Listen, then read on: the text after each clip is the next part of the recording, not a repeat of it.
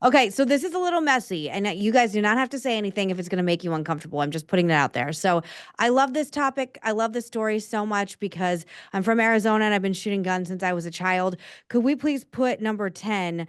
Kristi Noem is getting dragged to holy hell for a picture that she put up in which she inadvertently is aiming a gun at a law enforcement officer's head. There's a greater point to this, but I want to show the video first. Here we are with Marco and Brian today. They're letting me roll with them. We're going to go out and pick up somebody who I think is got charges of human trafficking. We earlier had an op that swept up somebody who was wanted for murder. So appreciate the good work that they do every day, and we appreciate them working to make America safe. So Kristi Noem is obviously the director of Homeland Security. I have a video if you want to watch it of my Senator Ruben Gallego from Arizona responding to it and basically going point by point with what she's doing wrong. I mean, just to start with, the barrel of that gun could have easily shot that man's head off. Any person who even has like a cursory understanding of gun safety knows that. I don't have any problems with Kristi Noem. In fact, I was a fan of hers during COVID because she kept her state open. But I think we're getting to the point, and again, you two don't have to answer because it's a little bit of a spicy comment. I don't think that it is productive to have a full face of hair and makeup and hair extensions. And I used to wear 60 pounds of hair extensions. I know how heavy it is on your head and how hard it is to get ready when you're doing things like that. I did just find some old pictures of me on Fox with the View. Like I used to wear them forever. It's fine.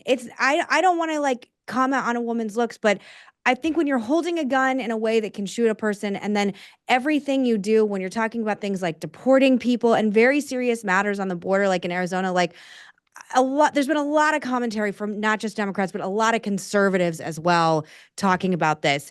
If I were giving her some advice, I would be like, how about pulling our hair back in a baseball cap and not doing a photo op, just doing our job right now and not turning it into a social media spectacle? Because I actually think this is hurting her, and anything that hurts her, byproduct hurts Trump.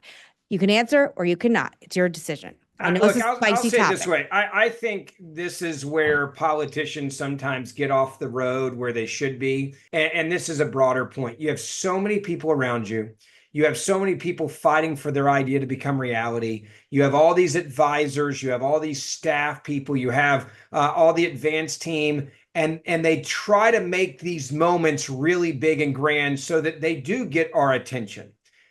You also have to, I think, as a whether you're a candidate or you're a person in a position of power like she is right now, take a step back every once in a while and just look at the landscape and say, hey, maybe the team's trying a little bit too hard. Like for me, Mm-hmm. this is about trying too hard, and you're trying to one up and keep in the headlines from yesterday. And what she's trying to accomplish is very important.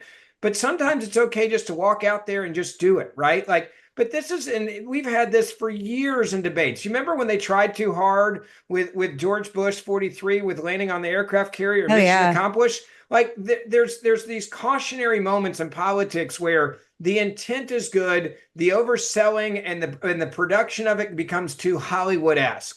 And so I'm usually the one, like when I'm advising candidates, like, dude, that's not what I see you as being, sir or madam. Like, I think you're trying too hard. When you start trying too hard to sell it, you lose your authenticity, and that's where you get yourself in trouble. I don't have a problem with her going out and doing the raids and wearing the bulletproof vests and the things to let people know, like, we're coming after you. But don't oversell it.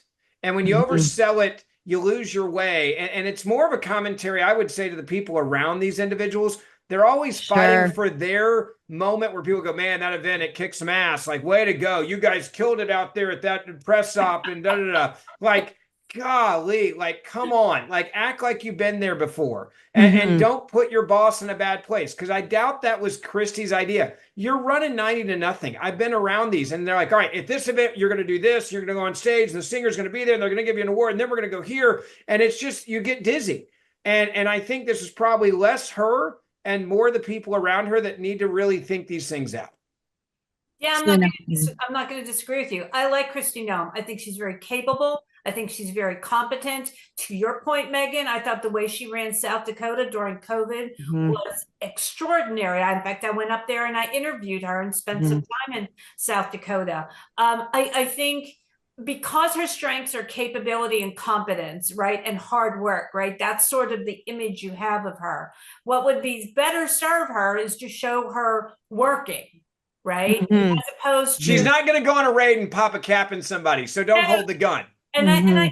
think, Ben, I completely agree with your point. This is likely someone who, like, in their head, you know, like their Instagram head thought this was awesome. But, you know, one of the things that Bill Clinton did so good with during the impeachment was he rolled up his sleeves every day, and he'd be out there with Lanny Davis, and Yeah. I'm just like doing the work of the people. Yeah. Stick to those kinds of things.